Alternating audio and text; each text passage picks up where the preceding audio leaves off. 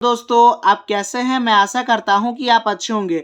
तो आज हम इस वीडियो में सीखेंगे कि अम्ल और क्षार में क्या अंतर होता है। ठीक है फ्रेंड्स, और इस वीडियो में मैं बहुत आसान वाला अंतर लेकर के आया हूं और आपको बस 2 मिनट में याद करा दूंगा। तो इस वीडियो को आप अंत तक जरूर देखें। तो चलिए आइए हम वीडियो को शुरू करते हैं और आपको समझाते हैं कि अम्ल और क्षार में क्या अंतर होता है। ठीक है फ्रेंड्स, तो सबसे पहले जब आपका प्रश्न आएगा कि अम्ल और क्षार में अंतर लिखिए, तो आपको उत्तर लिख के एक तरफ अम्ल लिख लेना है और एक तरफ क्षार, और देखिए एक लकीर खींच लेना है, यानी टेबल बना लेना है और एक तरफ अम्ल और एक तरफ क्षार लिख लेंगे। उसके बाद देखिए आपको अंतर कैसे लिखना है। इधर अम्ल के बारे में एक पॉइंट लिखेंगे और इधर क्षार के बारे में एक पॉइंट लिखेंगे, जो कि अंतर होगा, जैसा कि मैं लिखा हूं और आपको समझाते हुए भी चलूंगा पढ़ के।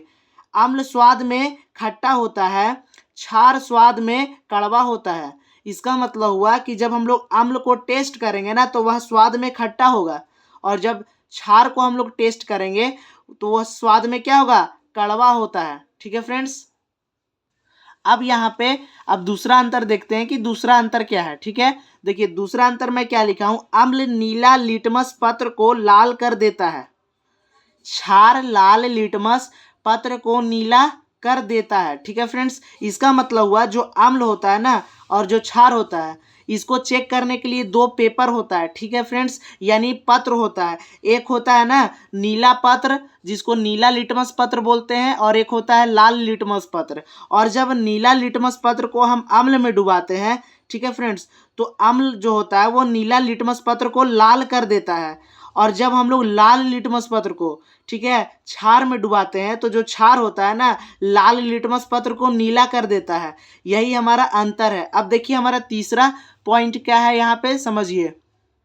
देखिए अम्ल का पीएच मान 7 से कम होता है, क्षार का पीएच मान 7 से अधिक होता है। इसका मतलब क्या हुआ, इसका मतलब हुआ कि जो अम्ल और क्षार को चेक करने के लिए ना एक पीएच स्केल होता है। ठीक है फ्रेंड्स, पीएच स्केल होता है, जो कि किसी भी विलयन में पता लगाता है कि वह विलयन कितना अम्ल है और कितना क्षार है।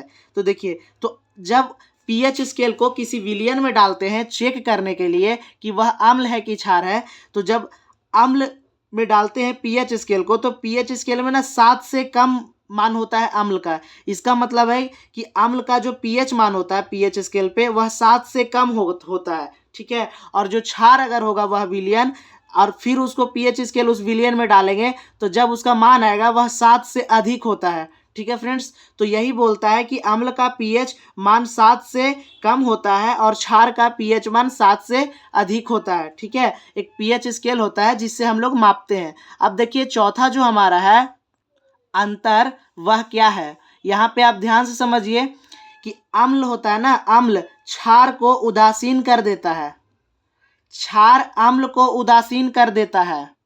आखिर इसका मतलब क्या हुआ, तो इसका मतलब हुआ कि जब हम लोग अम्ल को क्षार में मिलाते हैं ना, ठीक है फ्रेंड्स, देखिए जब हम लोग अम्ल को क्षार में मिलाते हैं, तो क्षार को ना उदासीन कर देता है। इसका मतलब जो क्षार होगा ना ही वह अम्ल रहेगा, ना ही वह क्षार, टेस्ट में उदासीन हो जाएगा। ठीक है, दोनों का गुण खत्म हो जाएगा, इसलिए बोलते हैं इसको उदासीन कर देता है। ठीक है, यानी जब हम लोग अम्ल को क्षार में मिलाते हैं, तो अम्ल जो होता है ना वह क्षार को उदासीन कर देता है, और क्षार को जब हम लोग अम्ल में मिलाते हैं, अब उल्टा, तब क्षार भी अम्ल को उदासीन कर देता है। ठीक है फ्रेंड्स, अब यहाँ पे चौथा अंतर हम लोग समझ चुके हैं। अब देखिए पांचवा अंतर है, वह क्या है।